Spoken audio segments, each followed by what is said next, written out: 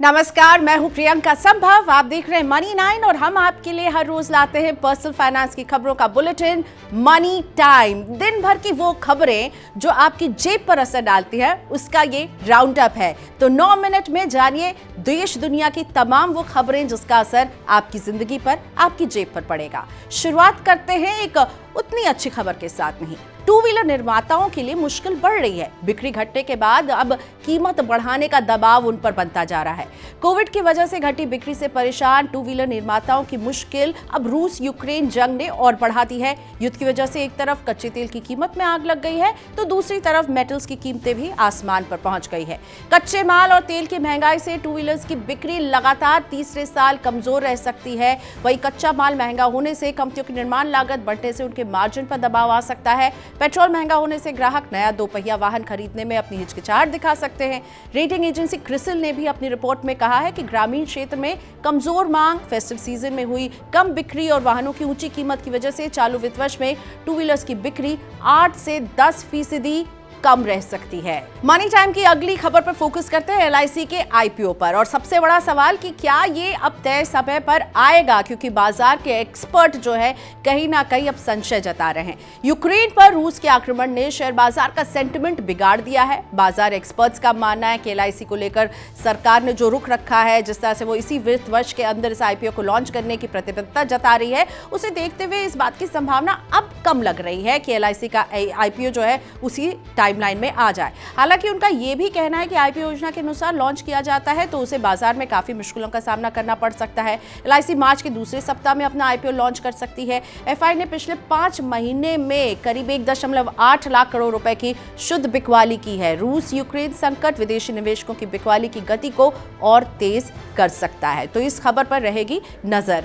बढ़ते आगे, 7 दिन की गिरावट के बाद शेयर बाजार में आज लौटी है तेजी। शुक्रवार को बीएसई सेंसेक्स और एनएसई निफ्टी 2.5% बढ़त के साथ बंद हुए हैं। इससे निवेशकों की संपत्ति करीब 7.5 लाख करोड़ रुपए से ज्यादा बढ़ गई है। रूस पर अमेरिका तथा उसके सहयोगी देशों की तरफ से लगाई गई कड़ी पाबंदियों के साथ वैश्विक बाजारों में आई तेजी का सकारात्मक असर घरेलू बाजार पर दिखा। यूक्रेन पर रूस के हमले के बाद गुरुवार को शेयर बाजार में एक दिन में 2 साल की सबसे बड़ी गिरावट आई थी और इससे निवेशकों की संपत्ति में 13.5 लाख करोड़ रुपए का नुकसान हुआ था। बीएसई सेंसेक्स 1328 अंक उछलकर 55,858 अंक पर बंद हुआ है और नेशनल स्टॉक एक्सचेंज पर निफ्टी 410 अंक की तेजी के साथ 16,658 अंक पर बंद हुआ है। एक चेक लेते हैं सोने और चांदी का। सोना चांदी खरीदना हुआ है सस्ता। आपको अब कितने रुपए करने पड़ेंगे खर्च, बताते हैं। गुरुवार की तेजी के बाद शुक्रवार को सोने और चांदी की कीमतों में गिरावट देखने को मिली है। न्यूयॉर्क में सोने की अंतर्राष्ट्रीय कीमत $24 घटकर $1902 प्रति औंस पर आ गई है। गुरुवार को यह $1972 प्रति औंस तक पहुंच गई थी। चांदी भी घटकर $24 प्रति औंस पर कारोबार कर रही है। दिल्ली सराफा बाजार में सोना 1274 रुपए गिरकर 50,913 रुपए प्रति 10 ग्राम पर आ गया है। गुरुवार को यह 52,187 रुपए प्रति 10 ग्राम पर बंद हुआ था। चांदी भी 2,219 रुपए घटकर 64,809 रुपए प्रति किलोग्राम पर कारोबार कर रही है। रूस यूक्रेन युद्ध से रियल एस्टेट सेक्टर पर पड़ेगी मार। अमेरिका और यूरोपीय देशों ने रूस पर सख्त प्रतिबंध लगाए हैं। इनका असर इंडिया में रियल एस्टेट सेक्टर पर पड़ सकता है। क्रूड ऑयल में उछाल और बोरोइंग कॉस्ट बढ़ने से सीमेंट सहित बिल्डिंग मटेरियल की कॉस्ट बढ़ेगी। महंगे क्रूड से ट्रांसपोर्टेशन कॉस्ट भी बढ़ेगा। इसके असर पूरी सप्लाई चेन पर पड़ेगा और इससे रॉ मटेरियल की कीमतें जो हैं वो भी बढ़ने लगेंगी, जिससे कंस्ट्रक्शन की कॉस्ट पर असर पड़ेगा। Confederation of real estate developer association of India यानी कि क्रेडाई के प्रेसिडेंट हर्षवर्धन पटोदिया का कहना है कि सीमेंट बनाने वाली कंपनियां पहले से रॉ मटेरियल और एनर्जी की बढ़ती कीमतों के दबाव को झेल रही थी। अब उन पर दबाव और बढ़ जाएगा। आने वाले समय में प्रोजेक्ट्स की कीमतें और बढ़ने के आसार हैं। स्वतंत्रता दिवस पर मिलेगा 5G सर्विस का तोहफा। दूरसंचार विभाग ने ट्राई से 5G स्पेक्ट्रम नीलामी से जुड़ी शर्तों के बारे में अनुशंसा देने की प्रक्रिया में तेजी लाने का अनुरोध किया है। विभाग ने कहा है कि इसे मार्च के पहले सौंप दिया जाए। दूरसंचार विभाग ने ट्राई के सचिव को लिखे एक पत्र में कहा है कि 5G स्पेक्ट्रम की दरों एवं शर्तों के बारे में अनुशंसा जल्द दी जाए। दरअसल सरकार का इस साल 15 अगस्त तक 5G सेवाओं की शुरुआत करने का इरादा है। दूरसंचार विभाग 5G स्पेक्ट्रम की नीलामी की प्रक्रिया शुरू करने की तैयारी में जुटा हुआ है। इससे जुड़ी शर्तें एवं प्रावधान ट्राई की अनुशंसा मिलने के बाद ही अंतिम रूप से तय की जा सकेंगी। स्पेक्ट्रम नीलामी से जुड़े पक्षों के साथ विचार विमर्श के लिए ट्राई ने हाल ही में एक चर्चा सत्र आयोजित किया था। इसके बाद वो अपनी अनुशंसाओं को अंतिम रूप देने में जुट गई है। ब्रेंट क्रूड अभी भी $100 प्रति बैरल से ऊपर। पेट्रोल डीजल हो सकता है महंगा आने वाले दिनों में। अंतर्राष्ट्रीय तेल मानक ब्रेंट क्रूड के भाव 7 साल के उच्चतम स्तर से नीचे आ गए हैं, लेकिन अभी भी $100 प्रति बैरल से ऊपर है। ये भारत की मुद्रास्फीति एवं चालू खाता घाटे के लिए चुनौतीपूर्ण रहेगा।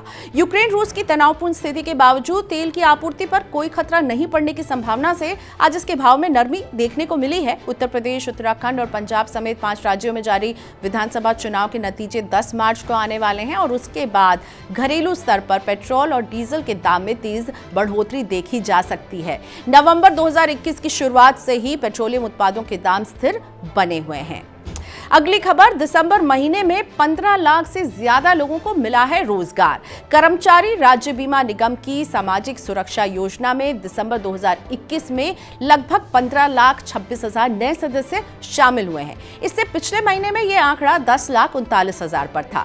राष्ट्रीय सांख्यिकी कार्यालय के आंकड़ों के मुताबिक कर्मचारी राज्य बीमा निगम की योजनाओं से सकल रूप से अप्रैल में 10,73,000, मई में 8,94,000 और जून में 11,07,000, जुलाई में 13,23,000 और अगस्त में करीब 13,51,000 लोग जुड़े थे। सितंबर में यह आंकड़ा 13,60,000 पर था और अक्टूबर 2021 में 12,08,000 नए सदस्य जुड़े हैं। आंकड़े बताते हैं कि पिछले साल अप्रैल में महामारी की दूसरी लहर के बाद राज्यों में लगाए गए लॉकडाउन में ढील के बाद नामांकन में बढ़ोतरी हुई है। कर्मचारी भविष्य निधि संगठन ने दिसंबर 2021 में शुद्ध रूप से 14,60,000 सदस्य जोड़े हैं और ये आंकड़ा नवंबर में जो था 12,17,000 उससे कहीं ज्यादा नजर आ रहा है।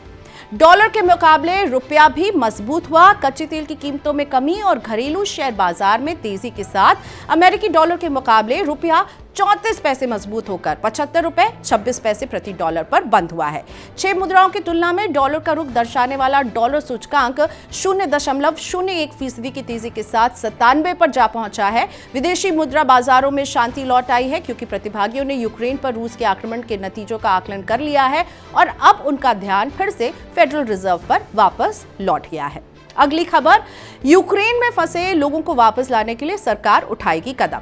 यूक्रेन में फंसे भारतीय नागरिकों और उनके परिवार वालों के लिए एक राहत भरी खबर है। भारत सरकार यूक्रेन में फंसे भारतीय नागरिकों के लिए विशेष उड़ान की व्यवस्था करेगी और इसका पूरा खर्च और लागत जो है वो सरकार ही उठाएगी। एयर इंडिया यूक्रेन से भारतीय नागरिकों को बुखारेस्ट के रास्ते एयरलिफ्ट करने के लिए शनिवार को तड़के 2 बजे 2 उड़ानें भेज रही हैं। भारतीय निकासी दल रोमानियाई सीमाओं पर पहुंच गए हैं जो यूक्रेन की राजधानी कीव से लगभग 12 घंटे की ड्राइव पर है। भारत रोमानिया, हंगरी, स्लोवाक गणराज्य और पोलैंड के थल सीमा के जरिए यूक्रेन से लगभग 16,000 भारतीयों को निकालने पर ध्यान केंद्रित कर रहा है। अगली खबर, भारती एयरटेल ने वोडाफोन से इंडस टावर में हिस्सेदारी खरीदने का किया सौदा।